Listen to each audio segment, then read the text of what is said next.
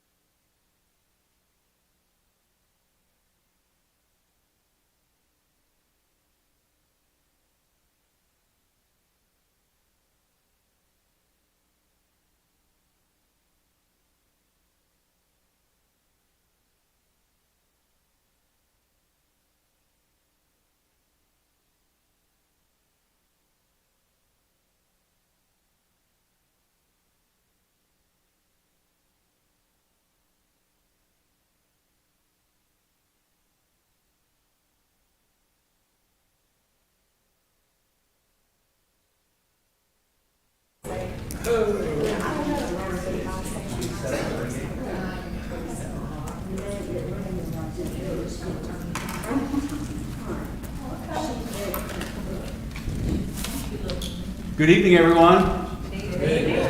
How's everybody doing? Anybody have prayer requests for tonight? I got to see Lynn Carpenter at the hospital today. She has good spirits. She's ready to see her home again. It's been a month now, and she's forgetting what her house looks like. We didn't come up with the Copeland family too. Copeland's? Yeah, Gene Copeland, his dementia, I think, is kicking in a little more. Something about it fell out the window, knocked out the window, went out the window, and went to a neighbor's yard, and just so happened they knew the circumstances. Oh, wow. And they came back, and I took him to the hospital, He got to come home today. Okay. Anyone else? I haven't heard about Melissa McCarter. Has anybody heard anything new about Melissa? No, I haven't. Last I heard, they're still trying to figure out what's causing the hallucinations. I don't think they've figured that part out yet. She still loves it. Mm-hmm. Yep. Tony, I don't think your mic's working. It is. I'm just not talking very loud. I have a bad habit of mumbling. I'm a mumbler, even with a microphone. How you doing, George? How's your wife? Is she? Cindy Jonas has bronchitis again. Cindy Jonas had bronchitis. Oh, yeah, Ellen and Randy Templeton do as well, so, that can be tougher for him. So, Wow. remember them too.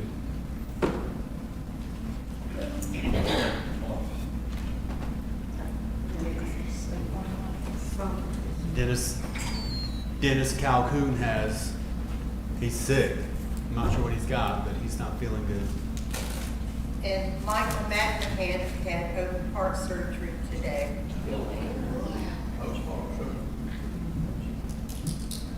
Michael McMahon. He was a deacon here. He was a deacon here. Had open heart surgery today. Or was it today? When did he have it? He had open heart surgery today. Today. Okay. Where did they go? What church? He's at Piedmont. Okay. At Piedmont. Anyone else? What Cindy said, Charles and Ann Smoker. Charles and Ann Smoker having a hard time with that. Charles and Ann Smoke. I don't know what's wrong. Charles broke his back. Charles broke his back.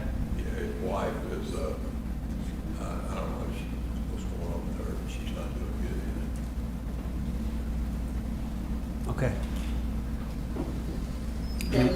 Davis Locke, Davis Locke. yeah, the 11-year-old with leukemia. He's had some complications where he's in the hospital now. Okay. He had had the first treatment and where they put the stent in, or maybe not the stent, but did the injection report or two, they had to replace it, had to do surgery Okay. and run out of fever. Okay.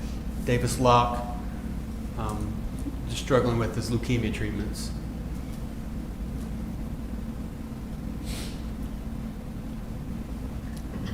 Anyone else?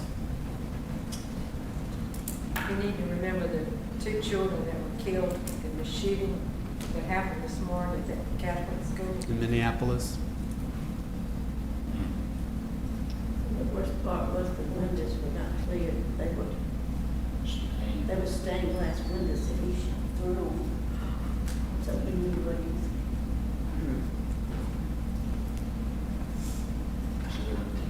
I saw something that said his mom was up at school for 5 years. I don't think she's working there now. So keep the Minnesota victims, Minnesota shooting victims in our prayers. Anyone else?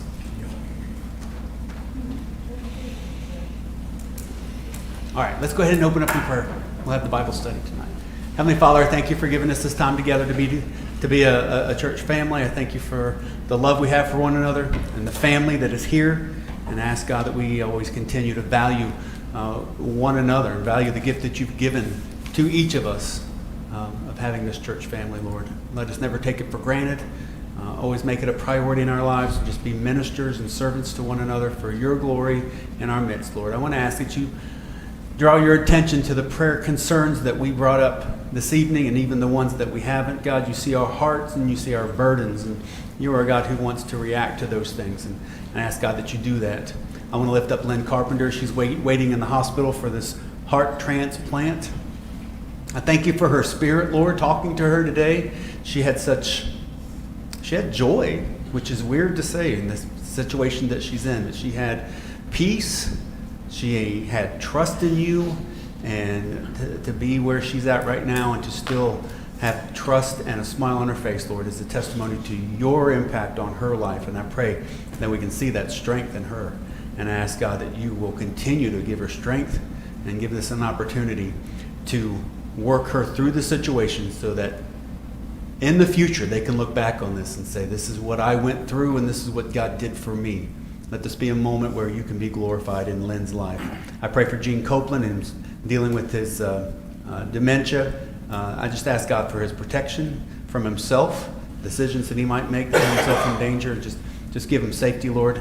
And I pray, God, that I think they said he was at the hospital now, that they would just give him what he needs to be safe and to be sound.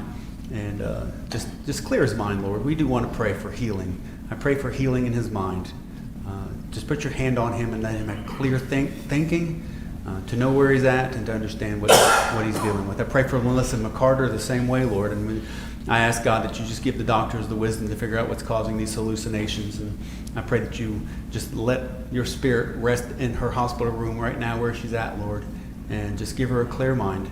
Let her see you and rely on you. I pray for Debbie and Bobby, Lord, going through this, watching their daughter go through this. I pray for a peace in their hearts that they can do what Melissa needs them to do to see her through this.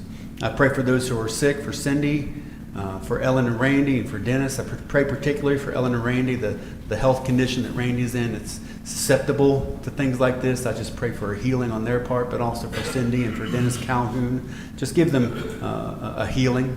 Whatever's causing this bronchitis or this bug or this thing that's going around, let it stop where they're at and just bring them healing, Lord. I pray for Michael McMahon, and I ask, God, that you help, you strengthen him as he's going through his recovery of this open heart surgery. I know he's a man of God, that he loves you with all of his heart. And so I pray, God, that he is able to sing your praises through this and honor you through this. And I pray, Lord, that you just give him a quick healing, Lord. Bring him home safely. And I pray that all the procedure that went on today with this open heart surgery was successful and he can continue on healing and having the life that you blessed him with. I pray for Charles and Ange Smoke, and I pray for healing in their part. I know Charles is dealing with a broken back and his wife is dealing with her issues that she's dealing with. And just be a presence in their life, bring healing to their house, and be their God through this. I pray for Davis Locke, this young boy suffering from leukemia and the difficulty and the obstacles that he's going through and dealing with his treatments. I just ask, God, that you heal him of his leukemia. 11-year-old boys should not have leukemia, and it's not part of your plan. It's not what you want to see in your creation. So I pray that you heal him and heal him in a way that draws glory to you, Lord. Honor yourself through them. And I also pray for this shooting in Minneapolis. I pray for the families of those who were killed. And I ask, God, that there's some way, somehow they can, through this tragedy, as difficult as it may be, they can find you. And I ask, God, that they can rely on you in one way or another. I pray for the victims that are injured. I pray for healing, that there's no other victims that will pass away through this, and let this be, just let them find you, Lord. That's my prayer. And there's such a difficult, questioning, uncertain time, Lord. Let these people suffering through this, let them find you. And I pray, God, that you will glorify yourself somehow, some way in the evil of this world. You can still find your glory, and people can still see you working. Speak to us tonight, Lord. Let us see who Saul was, what we can learn from him, and just model our lives after what it means to be faithful to you and to trust you with all that you do in our lives. And I pray in Jesus' name, amen. We're going to wrap up Saul tonight. I told you last week I was going to talk to you about Saul and the Witch of Endor. It's an interesting story. It's a telling story. It's basically the end of Saul's life. We've talked a lot about the sad story that is Saul's life. And I was thinking about this as I was preparing this. And truly, I know it's different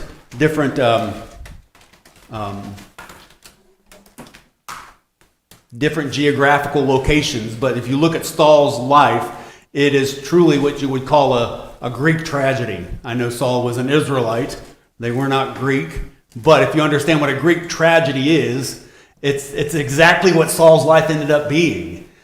Greek tragedy is basically a story performed in a theater that projects a hero image, a person that is sought as a hero in a community, but makes mistakes, and those mistakes lead ultimately to his demise. And that's basically what a Greek tragedy is, and that's what Saul's life is. We've talked a lot about Saul. Next week we're going to jump into David. And to be really honest, I think I'm going to take my time through David. I don't know how long it's going to take, but I'm going to really look at his life and just take it apart and see what we can learn about David. He is such an iconic figure in the history of Israel and in Scripture, and God used him in such a mighty way. His mistakes and his flaws and all, we're going to take some time to look through David's life starting next week. But today we're going to talk about Saul, his leadership, being set up for success, being destined to failure, dangers of unhinged fear.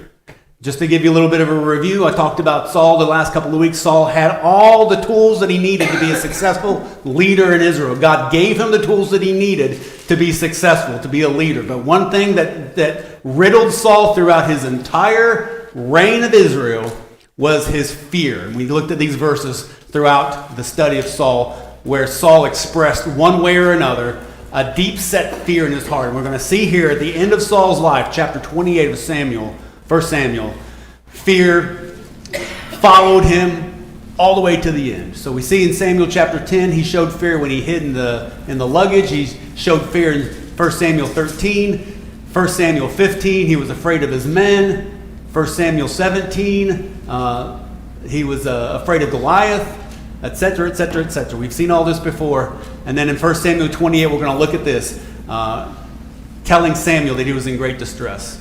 So we looked at Saul's life over the last couple of weeks. Starting in 1 Samuel chapter 10, we see that Saul was afraid of his own calling. God called him to be the king of Israel, and he ran from that, and he hid. We also saw that his fear turned into disobedience when he performed that sacrifice against God's will instead of waiting on Samuel to come and perform the sacrifice for him before he went into battle. He got impatient.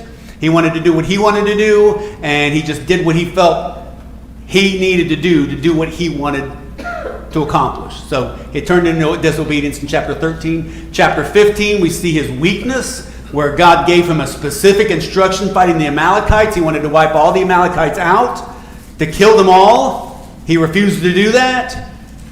And he admitted that he was too afraid of his men to obey God. So he showed weakness. Last week we talked about Saul's fear turning to resistance against God.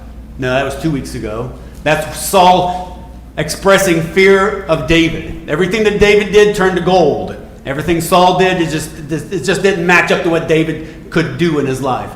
Last week we talked about Saul's fear turning into a war against God. And this is where Saul killed the prophets, killed the priests of Nob, the priests of the Lord. He sentenced them to death because they aided David, unknowing of the conflict between David and Saul. They just helped David like they always did. But Saul, in his fear and his agitation and his jealousy, he killed the priests of the Lord, and he destroyed the entire community of the priests of Nob.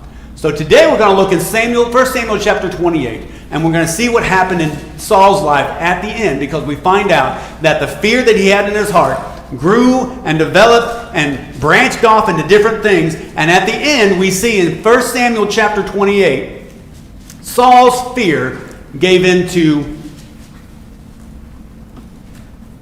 Saul's fear, you put that back up there. I forgot how I changed the wording on it like a number of times, so I can't remember what I said. Saul's fear turned into hardening his heart. That's what I wanted to say. His heart became hard. His heart became hard towards the Lord. And we're going to see that in 1 Samuel chapter 28. I'm going to go ahead and read 1 Samuel 28. We're going to try and cover the entire chapter tonight, but I'm just going to start off by reading verse 3 through 15. 3 through 15. Yes. So what's going on in this passage? Saul is facing a battle against the Philistines. And the Philistines have an imposing army, and he's afraid of what's going on, about what he has to face. The problem with Saul is that Samuel had died. And we learn, as we reflect back on Saul's life, Samuel was Saul's security blanket. Regardless of how Saul's life was or how his relationship was with the Lord, no matter how many times he disobeyed the Lord's commands, he always had Samuel that he could lean on. He always knew Samuel would come through for him and his relationship with the Lord. Samuel has died, so Saul is on his own. Let's see what happens to Saul and how he reveals just how much his fear has overthrown him and turned him into the man that he is in 1 Samuel chapter 28. Starting in verse 3. Now Samuel was dead, and all Israel had mourned for him and buried him in his own town of Ramah. Saul had expelled the mediums and the spiritists from the land, the witches basically. Verse 4. The Philistines assembled and came and set up camp at Shunem, while Saul gathered all Israel and set up camp at Gilboa. When Saul saw the Philistine army, he was afraid, and terror filled his heart. Again, common thread through Saul's life: fear and terror. Verse 6. He inquired of the Lord, but the Lord did not answer him by dreams, by Urim or prophets. Saul then said to his attendants, "Find me a woman who is a medium, so I may go and inquire of her." "There is one in Endor," they said. So Saul disguised himself, putting on other clothes, and at night he and 2 men went to the woman. "Consult a spirit for me," he said, "and bring up for me the one I name." But the woman said to him, "Surely you know that what Saul has done. He has cut off the mediums and the spiritists from the land. Why have you set a trap for my life to bring about my death?" Saul swore to her by the Lord, "As surely as the Lord lives, you will not be punished for this." Then the woman asked, "Whom shall I bring up?" "Bring up Samuel," he said. When the woman saw Samuel, she cried at the top of her voice and said to Saul, "Why have you deceived me? You are Saul." The king said to her, "Do not be afraid. What do you see?" The woman said, "I see a ghostly figure coming up out of the earth." "What does he look like?" he asked. "An old man wearing a robe is coming up," she said. Then Saul knew it was Samuel, and he bowed down and prostrated himself with his face to the ground. Samuel said to Saul, "Why have you disturbed me by bringing me up?" "I am in great distress," Saul said. "The Philistines are fighting against me, and God has departed from me. He no longer answers me, either by prophets or by dreams. So I have called you to tell me what to do." We're going to stop there because I want to look at a couple of things of what Saul's going on in Saul's life and how we see the dangers of fear. And the thing is, I've created this thread of fear throughout Saul's life, and there's so many more things going on in Saul's life than just fear. So whether it's the fear that's reigning in his heart, springing out into rebellion, into selfishness, and all these other things, or if he's got these other things going on in his life, fear is the underlying common thread through everything that he experienced. How does that fear develop in his heart? How does that fear mature in his life? I guess that's what I'm looking at here. In chapter 28 of 1 Samuel, we see the fear that always reigned in Saul's heart throughout his entire reign as king of Israel becoming mature and developing in his heart and causing Saul to be the failure that he is in 1 Samuel chapter 28. So what do we see in Saul's life and how his hardened heart affected his standing? The first thing I see in this passage that I want to talk to you about is this.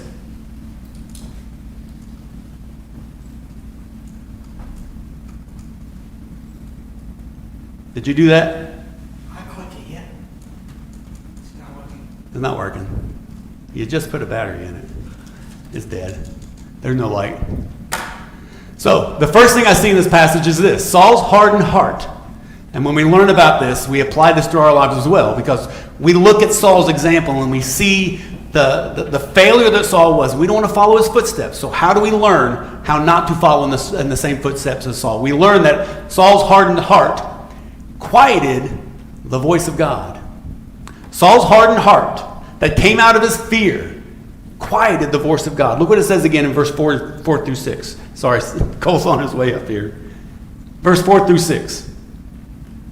Saul's problem is found in the beginning of this story. When Samuel was dead and all Israel had mourned for him and buried him in his own town of Ramah, Saul had expelled the Medians and the Spiritists in the land. The problem is in verse 4.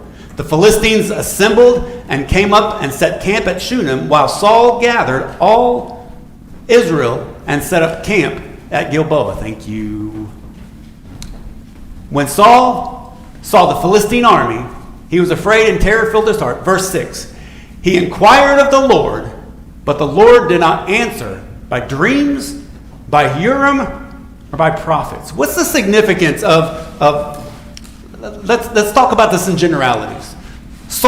God is obviously not talking to Saul at this point. There's no communication between God and Saul. In our personal experiences, we've had times in our lives when we feel like God's gone silent. How can we diagnose that personally? I mean, stepping away from Saul's experience now, this is a whole nother experience. What are some reasons that we feel like God stops talking to us? Have you experienced that before? Do you have some insights on what it's like, or how do you respond to that? Is there some positive to it? What happens to us? What conclusions can we make when God stops talking to us? I think depression, when you're depressed. Okay. Depression? How's that? Just kind of keeping our eyes on ourselves and our focus on ourselves and not being open to hear God? Is that what you're saying? Yeah. Okay. I think that's definitely a factor. What else?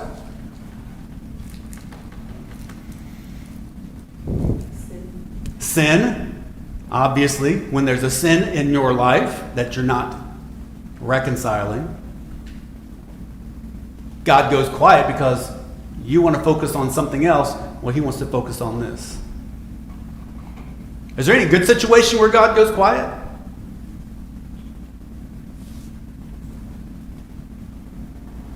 He may be trying to get you to grow spiritually. Okay. Because you might be getting the answer that he wants instead of the answer you want.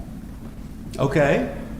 So it is a challenge in our Christian life. Sometimes he goes quiet because he just wants us to show faith, to trust in him in the quietness.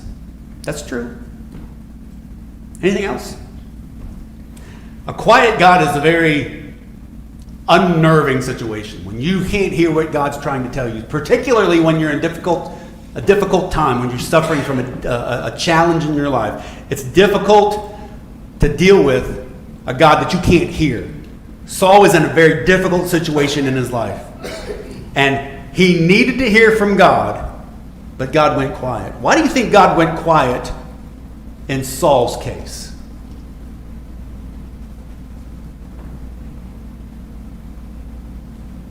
Why do you think God, in this passage, made it very clear God's not talking to Saul? I just think Saul didn't have enough faith. Okay. So without trusting God was going to be there for him, God says, okay. That's an interesting point that you bring up, because when you look at all the different flaws that Saul had, his arrogance, his fear, one thing that I didn't really spend a whole lot of time talking to, I wish I had, was just the fact that he didn't trust God. And I think that's a lot of times the source of a lot of our fears. It's not so much that we want to rebel against God or do our own thing. It's that God's telling me to do this, and it scares me to death. And I don't want to do that. So a lot of times that rebellion, that rebellion breeds the fear that keeps you from obeying God. This is what Saul's dealing with in this passage. Any other comments about that? Because there's a look at this passage. I'm trying to give you a lead into it, but look at Amos chapter 8. I came across this passage from a completely unrelated book this past week I was reading, and this verse came up, and I thought, my goodness, this is a powerful verse, and it speaks to the situation that that Saul is in.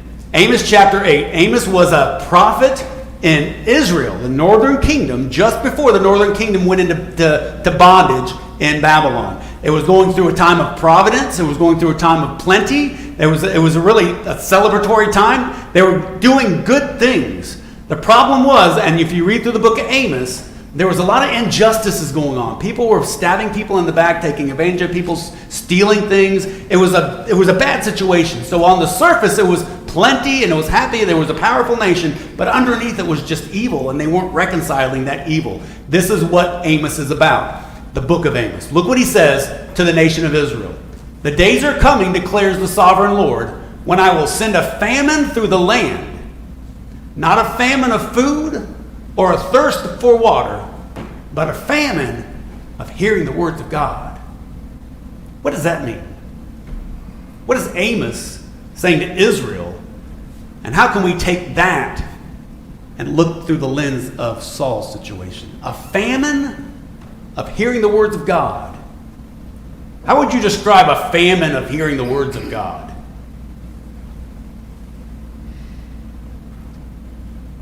A disaster. A disaster. It would be a disaster, wouldn't it? What brings it about? What brought it about for Israel? Their rebellion, their allowing sinfulness and backbiting and betrayal, injustice to exist under the surface of success, not dealing with it, allowing it to fester. God says, you keep allowing that rebellion to fester. With me trying to correct you, with me trying to tell you to turn away, with me trying to tell you to repent, and you continue to not listen to me, and you continue to rebel against me, what's going to happen? Eventually, God's going to stop. Can we relate to that situation maybe in a personal relationship? Say, for instance, a child disobeys. You have a child that's disobeying you, not doing what you're telling the child to do. But the child is wanting this particular gift that's unrelated. The child wants to talk about this gift, but you want to talk about their rebellion. I'm going to have a discussion about this. No, I want that. No, I want to talk to you about this. No, I want that. Eventually, what's going to happen? I'm done. To be the parent that I needed to be. You want me to talk about this, but you don't want to deal with the problem that's before us. We're not having a conversation anymore. We're not having this How many times have you told your child that? We're not having this conversation. This is not a conversation we're having. This is a decision I'm making. It gets to the point when you're trying to discipline, you're trying to correct, you're trying to get your child or the person you're talking to walk the right path. They're going to rebel and rebel and rebel, and finally it's going to be, you know what? The conversation is over. God went silent on Saul because Saul constantly bucked God's every command, every direction, every instruction. Saul fought back constantly.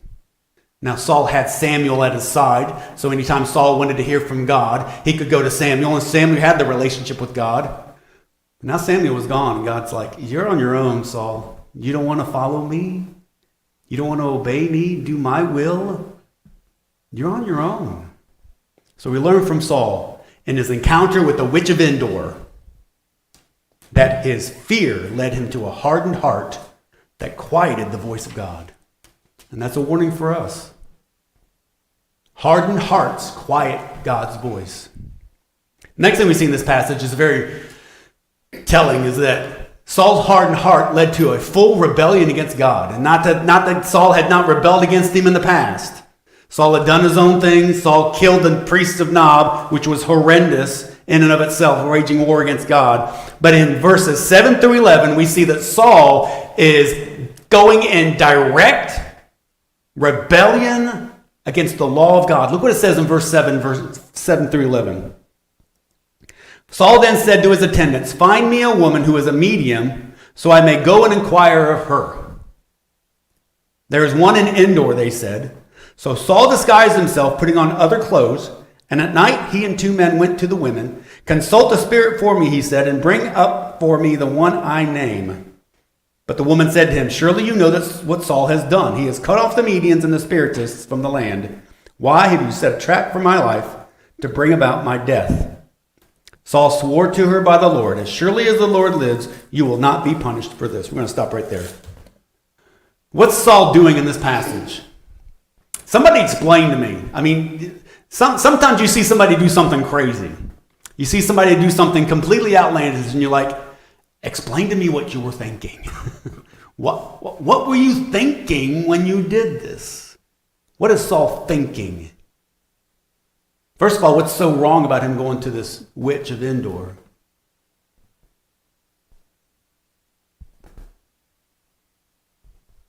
That's making him a hypocrite. He had already gotten rid of them. And here he comes. Aside from what God's word said, which is definitely the priority, he himself outlawed witchcraft. It says so in the first part of this chapter, and it says so again when he talked to this witch in Endor. He made the decision to expel all witchcraft, any mediums and any spiritists. But even from his own words, having expelled all the witches, he still caved in and submitted himself to what he had expelled for everybody else to do. So it's hypocrisy. It speaks straight to the heart of Saul. But it also speaks to his rebellion against God, because what is he saying? Leviticus chapter 19, verse 31. This is where it talks about, in the law, about mediums and spiritists and witches. It says, do not turn to mediums or seek out spiritists, for you will be defiled by them. I am the Lord your God. This is where it specifically says in God's law, do not seek out witchcraft. Do not seek out spiritists or mediums. Saul thought he was doing a great thing by outlawing spiritists in the land, but then when the rubber hit the road, when it got difficult and he didn't know what to do, he caved into his own convictions for his own purposes. So why did God outlaw mediums? He says right in that passage, do not turn to mediums or spiritists, for you will be defiled by them. What does it mean to be defiled? It's not just something that God just on a whim said, don't do this. There's a reason for it. What do you associate when you look at the Old Testament and even the New Testament with Jesus in the Gospels? What does it mean to be defiled? Well, that's the evilness of Satan. Okay, evilness of Satan. You're allowing something into your life that's evil. What else? What are some things that we know defile people of God, particularly in the Old Testament? Remember Samson? What was Samson not allowed to do? Couldn't touch a dead carcass. That would defile him, make him unclean. Remember Miriam when she stood against Moses and God struck her with leprosy? She had to be separate from the rest of the community. Why? Because she was unclean. She was defiled. So skin disease would do that. A number of different things. If you participated in this particular action, you will be defiled and you would have to be separated from the rest of the people.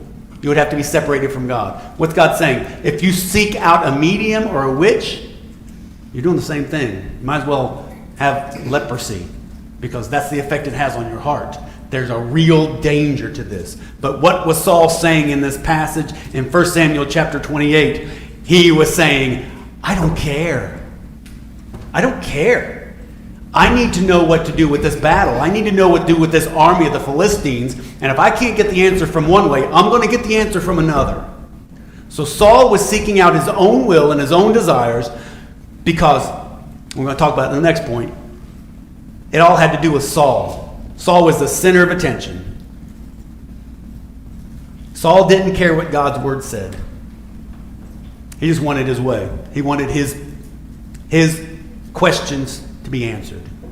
So he did whatever he wanted to do. He did whatever he thought he could do to accomplish what he wanted to accomplish. So Saul's hardened heart that came out of fear led him to a full rebellion against God. Next thing we see in this passage is this. Let's see. Saul's hardened heart made him the most important person in the room. You ever meet somebody that feels like they're the most important person in the room? That's what Saul was. If you look through Saul's life, you see signs of it everywhere. He was the most important person in the room. Look what it says in chapter 12. Well, let's pick up. I didn't read the last part of that last passage because I want to get the whole thing. He tells her to bring up the name that he wants, that he tells her. She reminds him that Saul had outlawed the Medians. In verse 10, Saul promises not to punish her. She gives her the name Samuel. And in verse 12 we pick up. When the woman saw Samuel, she cried out at the top of her voice and said to Saul, "Why have you deceived me? You are Saul." The king said to her, "Do not be afraid. What do you see?" Let's see.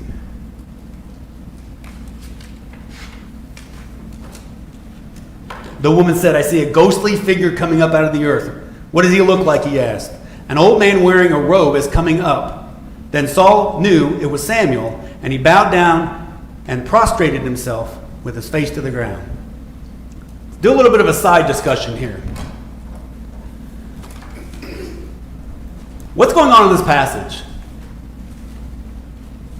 God outlawed witchcraft. Do not consult a witch. Saul consults a witch. Does it give the impression that Saul, that the witch is kind of working with Samuel to do this type of witchcraft? How can you have a situation where the law says, do not consult a witch, but here we have a passage that says this woman conjured up Samuel and Samuel complied? Is there something wrong in this passage? I just want to answer this question because it's been a big question asked about this passage. There's one school of thought that it really wasn't Samuel. Huh? Like, there's one school of thought that says it wasn't really Samuel, it was like a demon Yes. or some other kind of apparition. Yes. Some people think it wasn't Samuel, it was a demon. Did you have another one to bring up? Well, just I'm looking at some stuff when I'm going to talk about this, that, like, but some people actually believe it was Samuel that God was using the witch somehow. So I don't know, but I believe it was Samuel. yeah. I believe it was Samuel. I believe the witch didn't conjure him up. Because what was the witch's reaction? Oh yeah, she was really shocked. Like, they Yes. didn't expect this to happen. It's like, this has never happened to me before. You're a witch, you conjure up spirits. A spirit comes and you're surprised? What? I don't understand that. I don't think she conjured him up. I think God saw an opportunity to speak directly to Saul about the situation that he was in, and he says, "Okay, Samuel, God approves this." And he goes. The witch was terrified when she saw Samuel. She didn't expect that. So either it happened in a way that she wasn't used to, or this witch was a fraud. And she didn't actually bring up spirits, that she had some sort of way to fool people into thinking that it's a spirit. The fact of the matter is, she was completely taken aback by Samuel's appearance. So I don't think she brought him up. I think it was something that God initiated and that God was initiating in the situation. But Saul shows in this passage. This is so important and it's so telling, because look what he says when Samuel comes up out of the ground. Samuel says, "Why did you disturb me?" Look what it says in verse 15. Tell me what you see in this passage. How it defines Saul and his concerns. Verse 15. Samuel said to Saul, "Why have you disturbed me by bringing me up? I am in great distress," Saul said. "The Philistines are fighting against me, and God has departed from me. He no longer answers me, either by prophets or by dreams. So I have called you to tell me what to do." We see what Saul is asking. Saul wants Samuel to tell him what to do. But what other things do we see in Saul's request? It's a lot of me's. It's a lot of me's. What does that tell you? Saul's thinking about himself. He's thinking about me. The Philistines are coming against me. I don't know. I thought they were coming against the nation of Israel, but that's beside the point. The Philistines are fighting against me. God has departed from me. Where does that seem to be pushing the blame to? God has departed from me. God's left me. I don't know what God's doing, but he's not here anymore. And then he says he doesn't hear me, neither by prophets or by dreams. So I've called you up to tell me what to do. What is Saul doing? Saul is making himself the most important person in the room. Everybody get out of the way. Saul needs something, and Saul's not going to rest until he gets it.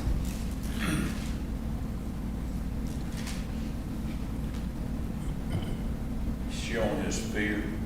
Huh? He is showing his fear. He's definitely showing his fear. It's definitely starting to strangle him right now. Something interesting. In verse 15, he says, God does not hear me by prophets or by dreams. In verse 6, it says something different. It says that he inquired of the Lord, but the Lord did not answer him by dreams or Urim or prophets. So on the one side, he tells Samuel, God hasn't answered my dreams or the prophets. But in verse 6, it's dreams, prophets, and the Urim. Does anybody know what the Urim is?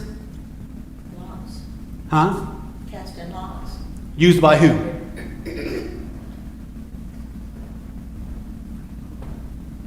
By the priests. So basically he's saying, by dreams, by prophets, or by the priests using the Urim, God doesn't speak to me. For some reason he didn't bring that up with Samuel.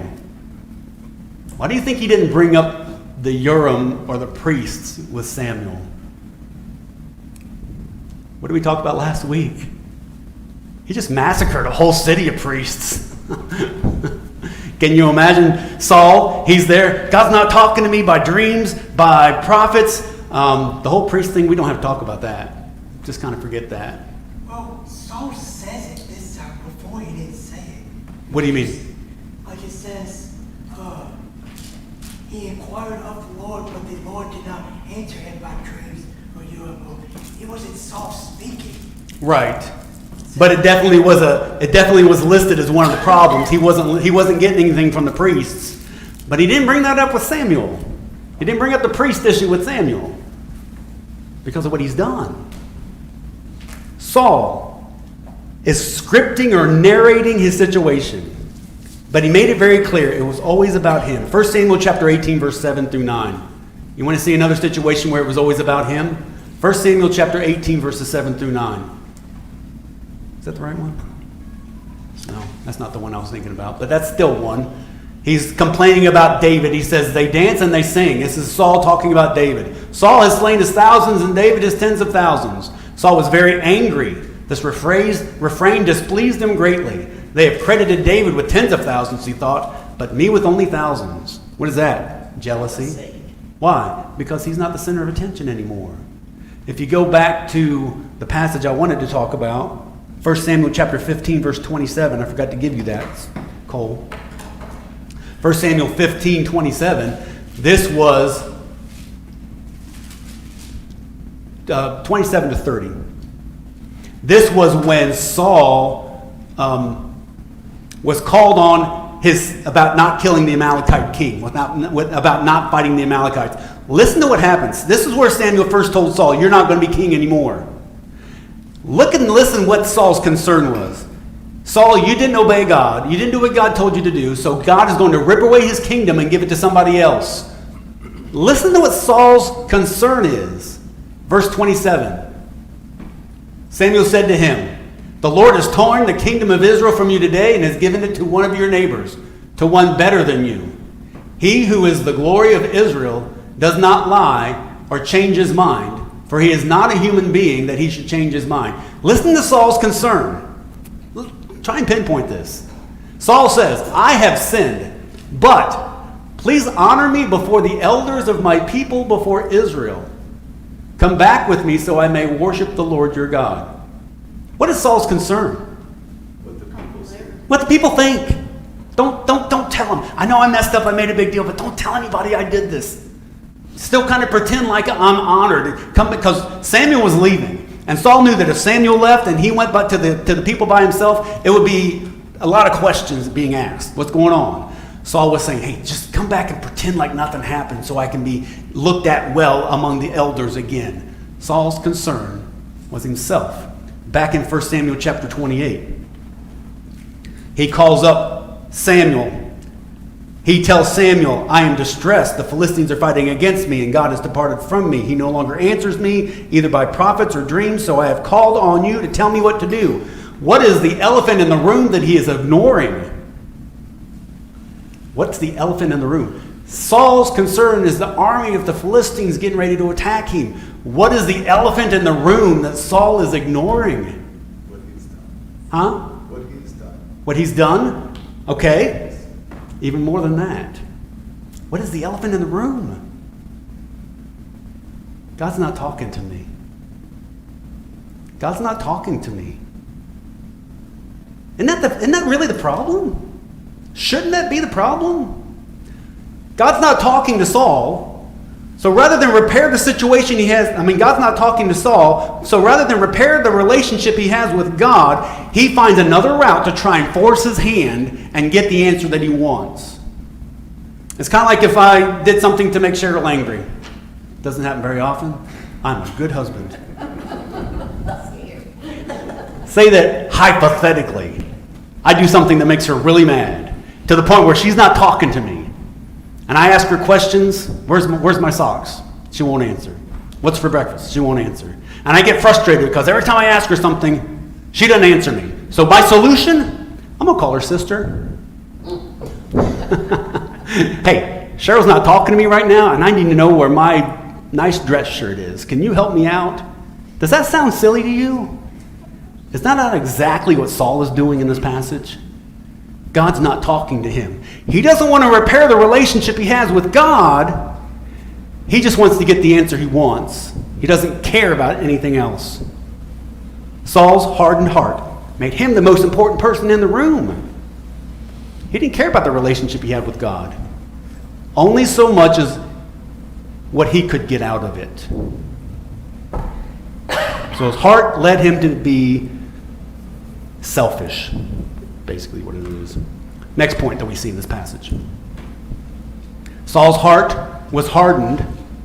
Though Saul's heart was hardened, God did not surrender to it. This is so important. How many times when our children, and I've made that mistake too, our children want to do something, or they ask for something and we say no, we say no, we say no. Finally, the more they have it, the more they badger us and push us, finally we say, okay, that's fine. We surrender to that battle because they're pushing so hard. The problem with this situation is Saul's hardened heart got so rebellious against God. The more he pushed against God, the more God was not going to cave in to him. Look what Samuel's response was. Saul says, I'm in great distress. The Philistines are fighting against me. The Lord has departed from me. He no longer answers me, either by prophets or by dreams. So I've called you to tell me what to do. Saul says, tell me what to do, Samuel. I need to know what to do in this battle. Samuel's response, verse 16. Why do you consult me now that the Lord has departed from you and become your enemy? The Lord has done what he predicted through me. The Lord has torn the kingdom out of your hands and given it to one of your neighbors, to David. The first time Samuel made it clear David's going to replace you. Verse 18. Because you did not obey the Lord or carry out his fierce wrath against the Amalekites, pointing back to what we talked about before when he didn't wipe out the Amalekites like God asked him to or told him to. The Lord has done this to you today. So what's Samuel communicating? Saul's going to Samuel. I need to find out what to do about this battle tomorrow. Tell me what to do about this Philistine battle, this army that's gathered against me. What's Samuel saying? I'm saying the same thing to you, Saul, that I've said the entire time. You have rebelled against God. God has removed your hand. Nothing's changed, Samuel. Your hard heart is not going to force God's hand. And that's something I think we need to be aware of. Our hard hearts does not force God's hand.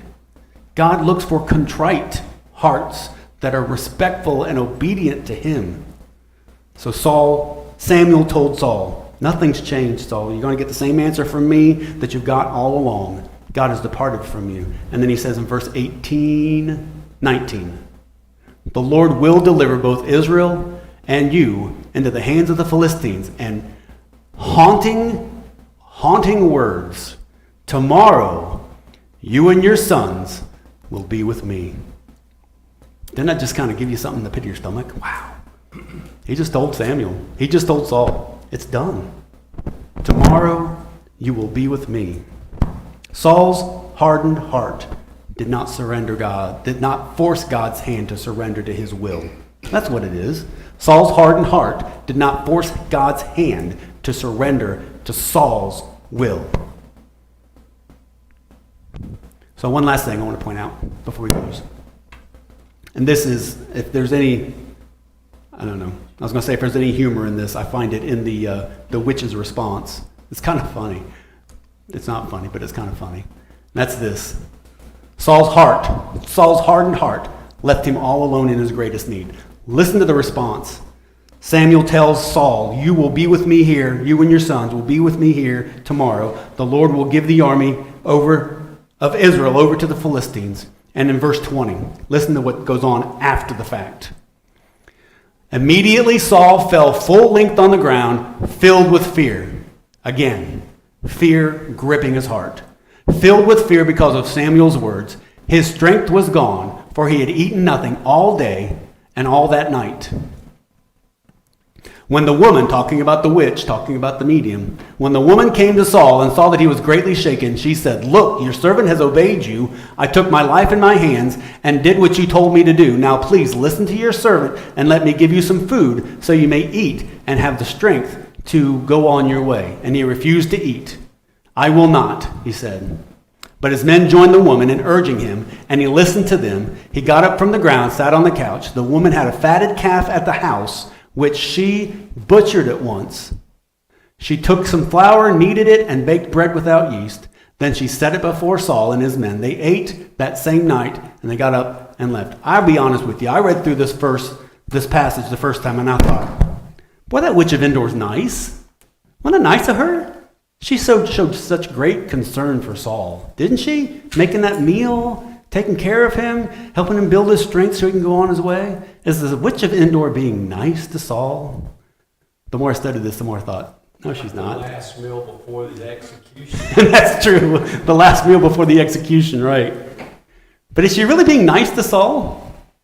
She's protecting herself. Yes. How do you get that? Well, she knows that Saul has been killing off all of the obedience and spiritists and everything. And now he just got told he's going to die tomorrow. Yeah. So it's one of those, like, you've got someone you know is very mad at you potentially. And Yeah. then you find out they just got the worst news ever delivered to them. All you can do is be as nice as possible and hope that their wrath doesn't turn toward you. Yes. Put up that verse again at the end for me, Cole.